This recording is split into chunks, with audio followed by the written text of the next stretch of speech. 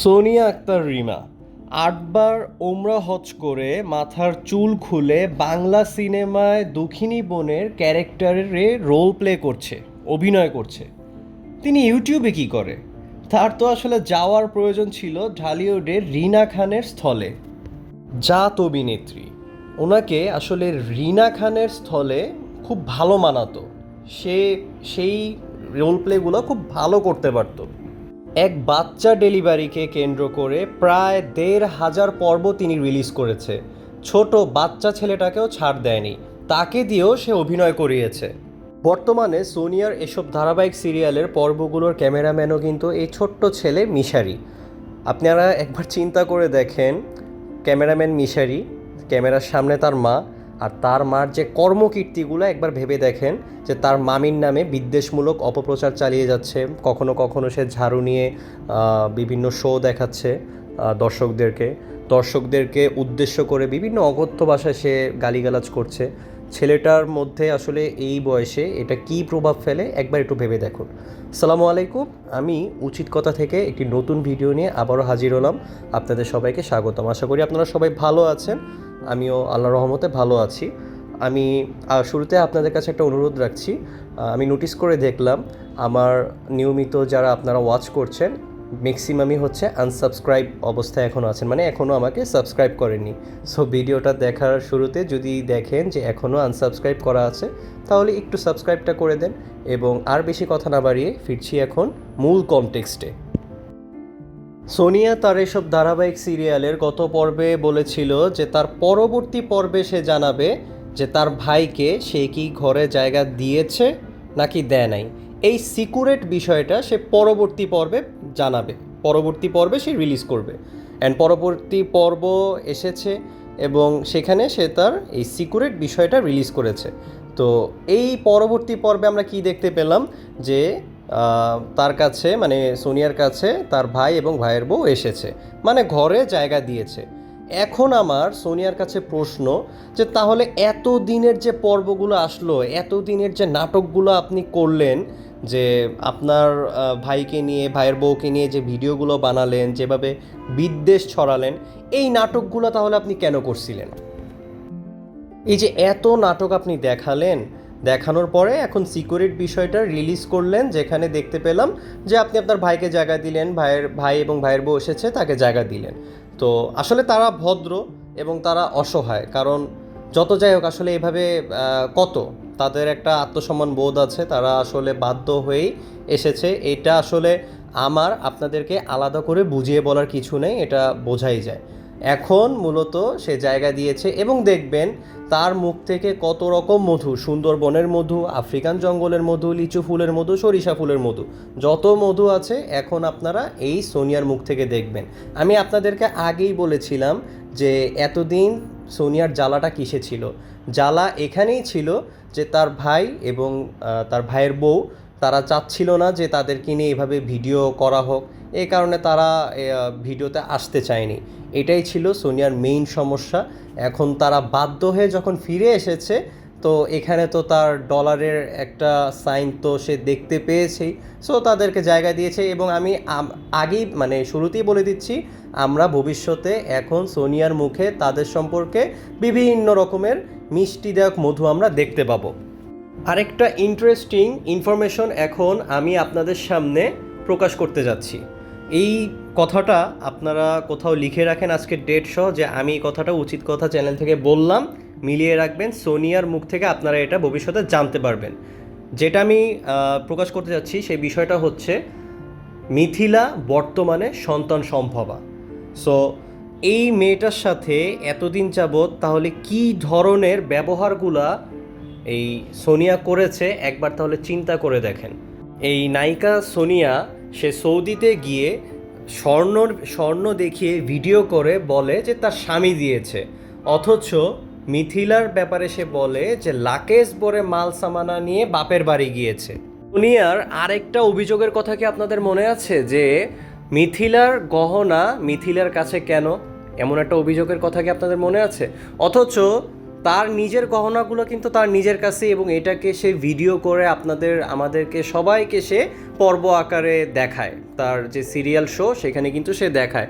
অথচ মিথিলার গহনা কেন মিথিলার কাছে, এইটা ছিল সোনিয়ার অন্যতম একটা জ্বালা পোড়ার বিষয়। একটা মেয়ের যখন বিয়ে হয়, বিয়েতে মেয়েকে বিভিন্ন আত্মীয় স্বজন থেকে শুরু করে বা বিয়ের উসিলায় স্বর্ণ গহনা কিন্তু মেয়েকে দেওয়া হয়। আসলে এই স্বর্ণ গহনার উপরে হক বা অধিকার কার, এটা কার কাছে থাকে? এটা অবশ্যই বউয়ের কাছে থাকে এবং থাকবে বা থাকা উচিত, এটাই নিয়ম। তাহলে মিথিলার গহনা যদি মিথিলার কাছে থাকে, এখানে সোনিয়ার অভিযোগ থাকার বা অভিযোগ হওয়ার কারণটা আসলে কোথায়? তাহলে এবার চিন্তা করেন যে এই মেয়েটা এই 3টা বছর কিভাবে দম বন্ধ করে সোনিয়ার পরিবারে ছিল।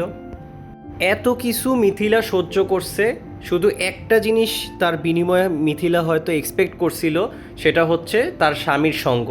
সে শুধু তার স্বামীর সাথে একটু সময় কাটাতে চাইছিল। তার স্বামীর সাথে সে কেন তা মানে ভালো সম্পর্ক থাকবে স্বামী স্ত্রীর মাঝে, এটাও কিন্তু মেইন মানে সোনিয়ার অনেক বড় একটা সমস্যার বিষয় ছিল।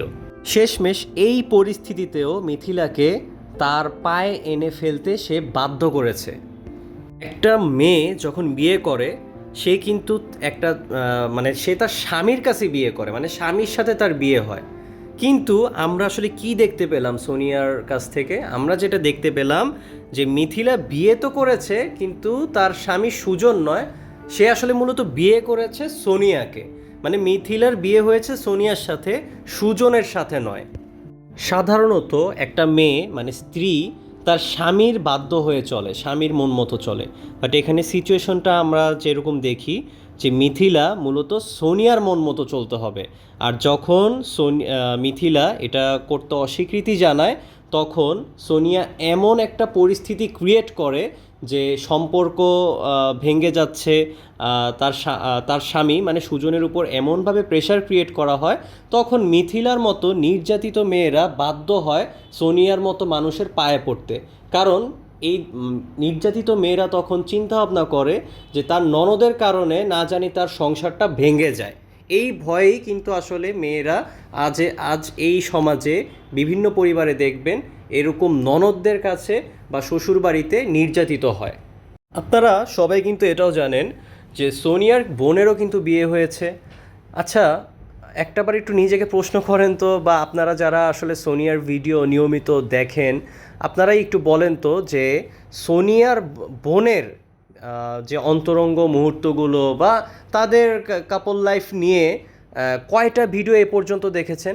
অথচ মিথিলার বেলায় কি হয়েছে? মিথিলার বাসর ঘর থেকে শুরু হয়েছে মিথিলাকে বিক্রি করা। ইউটিউবে সে রীতিমতো সে বাসর ঘর থেকে শুরু করেছে এবং এই 3টা বছর মিথিলাকে বিক্রি করে খেয়েছে। তাহলে সোনিয়া তার নিজের বোনের ভিডিওগুলো কেন করলো না? নিজের বোন এবং বোনের জামাইয়ের মুহূর্তগুলো নিয়ে বিভিন্ন পর্ব, বিভিন্ন ভিডিও কেন আমাদের সামনে নিয়ে এলো না? কিছুদিন পরে দেখবেন যে সোনিয়ার বোনের জামাই বিদেশ থেকে দেশে আসবে। সেদিন আপনারা দেখে নিয়েন যে সোনিয়া কয়টা ভিডিও সেটাকে কেন্দ্র করে করতে পারে। সোনিয়ার বোনের কথা তো বাদ দিলাম, সে নিজেও মানে সোনিয়া নিজেও তো একটা ননদ। সোনিয়ার ননদ মানে তার নিজের ননদেরও কিন্তু কিছুদিন আগে বিয়ে হয়েছে। সেই ননদের ঘরের কয়টা পর্ব আমাদের সামনে এসেছে, মানে তার এই ধারাবাহিক সিরিয়াল শোতে তার ননদের বিয়েকে কেন্দ্র করে কয়টা পর্ব সে রিলিজ করতে পেরেছে। সে তার বোনকে নিয়েও কিন্তু এসব পর্ব আনতে পারেনি, সে তার ননদকে নিয়েও আনতে পারেনি। সে শুধু আনতে পেরেছে এক অবলা, এক নির্যাতিত একটা ভালো ঘরের মেয়েকে বিক্রি করতে। সে শুধু দুর্বলের উপর মানুষের একটা রাজত্ব থাকে, একটা কথা আছে না? আসলে মূলত এখানে এটাই হয়েছে। মিথিলা দুর্বল, মিথিলার উপর সে নির্যাতন করতে পারবে, মিথিলাকে বিক্রি করতে পারবে, তাই সে মিথিলাকে এইভাবে তার উপর প্রেশার ক্রিয়েট করে তাকে এইভাবে দিনের পর দিন বিক্রি করেছে। আসলে পরিবার ভেঙে যাচ্ছে, সম্পর্ক নষ্ট হয়ে যাচ্ছে, পরিবারটা বিচ্ছিন্ন হয়ে যাচ্ছে, এই ভয়ে কিন্তু সুজন অনেকটা বাধ্য হয়ে তার স্ত্রীকে নিয়ে আবারও ফেরত এসেছে, তার বড় বোনের কাছে ক্ষমা চাচ্ছে বা মূলত পরিবারের সব কিছু আর কি যেন ঠিক থাকে, এই জন্য সে অনেকটা বাধ্য হয়ে এসেছে। এটা আর বলার দরকার নেই, এটা আপনারা সবাই বুঝছেন।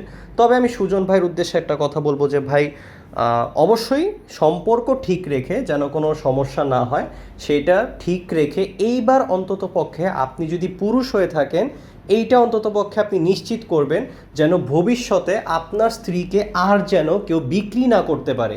আপনার স্ত্রীর দায়িত্ব, আপনার স্ত্রীর নিরাপত্তার নিশ্চয়তাটা যেন রক্ষা করতে পারেন, আপনি সেই দিকে অবশ্যই নজর দেন। আপনি যে একটা পরিবারের ভালো ছেলে সন্তান এবং আপনি যে একজন ভালো ভাই, সেটার প্রমাণ আপনি দিয়েছেন।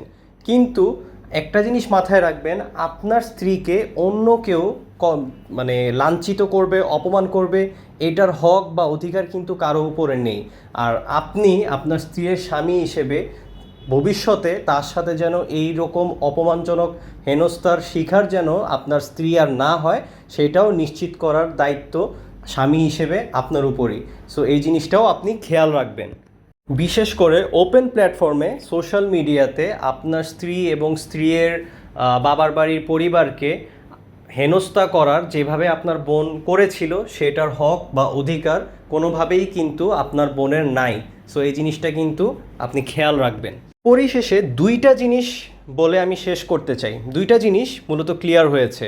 আমরা এতদিন অনেক পর্ব দেখেছি যেখানে মিথিলার অনেক বদনাম শুনেছি, মিথিলাকে অনেক অপদস্থ করা হয়েছে। কিন্তু এই যে নতুন যে সিক্রেট বিষয়ের রিভিল করার যে নতুন পর্ব এলো, এবং সেখানে দেখলাম যে সুজন এবং মিথিলা ব্যাক করেছে, তাদেরকে মুতুরি আপা গ্রহণ করেছে। সো এতে কি প্রমাণ হয়? এতে প্রমাণ হয় মিথিলা আসলে একজন ভালো পরিবারের মেয়ে। সে আসলে সম্পর্ক বিচ্ছিন্ন না হোক, সম্পর্ক ঠিক রাখার জন্য বাধ্য হয়ে এত অপমান হেনস্থা সহ্য করেও সে কিন্তু আবার ফিরে এসেছে। সো প্রমাণ হয় যে মিথিলা আসলে একটা ভালো ঘরের মেয়ে। আর দ্বিতীয়ত যে বিষয়টা প্রমাণ হয় সেটা হচ্ছে অভিনয়ের জন্য মুতুরি আপা আপনি সেরা রে। ঢালিউডের পরিচালকগণ আপনাকে ভবিষ্যতের রিনা খান হিসেবে নজরে রেখেছে। আপনি আপনার কবিতা আবৃত্তি চালিয়ে যান। জানি না আসলে আপনার কবিতা আবৃত্তি নিয়ে আগামীতে আরও কয়টা ভিডিও নিয়ে আমাকে আসতে হয়। আসলে আমি এই ভিডিও নিয়ে আসতে চাই না, কিন্তু অডিয়েন্স আমাকে কমেন্ট করে মূলত আপনার এই নেস্টি খারাপ দুর্গন্ধময় জিনিসগুলো আসলে প্রতিবাদ করার জন্য। আমি অনেকটা অডিয়েন্সের জন্যই আপনার এই আবৃত্তি নিয়ে, আপনার সিচুয়েশনগুলো নিয়ে আমাকে ভিডিও করতে হয়। তো আর বেশি কথা বলবো না, আজকের মতো বিদায় নিচ্ছি। সবাই ভালো থাকবেন, সুস্থ থাকবেন, পরবর্তী ভিডিও দেখার জন্য অপেক্ষা করবেন, এবং আনসাবস্ক্রাইব থাকলে অবশ্যই চ্যানেলটা সাবস্ক্রাইব করে দিন। আসসালামু আলাইকুম।